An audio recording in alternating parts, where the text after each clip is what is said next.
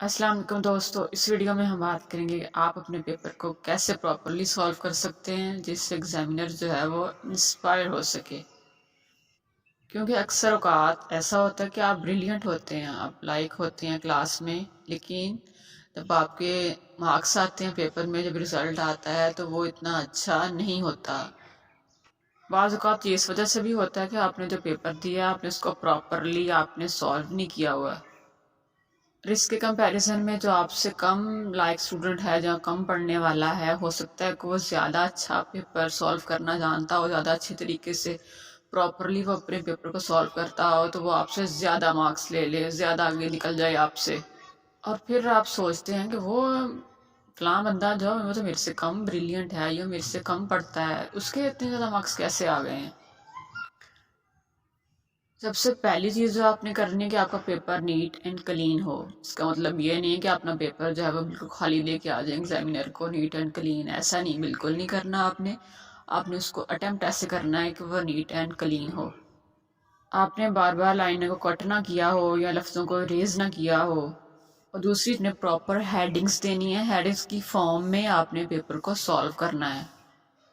But आपने कोई भी गैर अहम या अनइम्पॉर्टेंट हेडिंग नहीं देनी, अपने रिलेटिव जो हैं वही हेडिंग्स देनी है और एक्स्ट्रा हेडिंग्स नहीं देनी आपने। और तीसरी जो चीज़ है, आपके पेपर में प्रॉपर साइड लाइन्स लगी हों मार्कर के साथ, इससे एक लुक अच्छी बनती है पेपर की। और उसके बाद जो साइड लाइन आपने लगाई है उसके बीच लाइनों को प्रॉपरली फिल करना है। ये नहीं है कि आपने कुछ लाइनें छोड़ दी हैं, आधी लाइन छोड़ दी है, ऐसे पेपर को हल नहीं करना, अपने प्रॉपर लाइन्स जो है वो फिल करनी है। और उसके बाद आपने जो भी कुछ लिखना है, जो भी मटेरियल आपने उसमें लिखना है वो बिल्कुल रिलेटिव हो। ये ना हो कि आप इधर उधर की बातें उसमें लिख रहे हो। सर जो पोर स्टूडेंट्स हैं वो सवाल कुछ पूछा होता है लेकिन जवाब वो कुछ दे रहे होते हैं, सोच रहे होते हैं चलो कुछ, वो सोच रहे होते हैं चलो कुछ ना कुछ मार्क्स तो दे ही देगा एग्जामिनर, बट ऐसा होता नहीं है। वैसे एग्जामिनर ने सवाल पूछा है शमाल का, तो आप बता रहे हो जी जनूब इस तरफ होता है, जनूब की तरफ भी जाना चाहिए, शमाल तो ज़्यादा ज़रूरी नहीं है। तो आपने इस तरह के काम नहीं करने, आपने प्रॉपर जो है वो अपने टॉपिक पे रहना है। जितना आप रेलिवेंट रहेंगे मटेरियल के साथ, रेलिवेंट चीज़ें यूज़ करेंगे, उतना ही एग्जामिनर जो है वो इंस्पायर होगा। जितनी आप इधर उधर की बातें और गप्पें और बोंगियां मारेंगे, इससे कुछ आपको फ़ायदा नहीं होने वाला। आपने रेलिवेंट मटेरियल ही यूज़ करना है। उसके बाद है प्रॉपर टाइम मैनेजमेंट। अपने पेपर को है जो है वो प्रॉपरली टाइम के हिसाब से उसको मैनेज करें।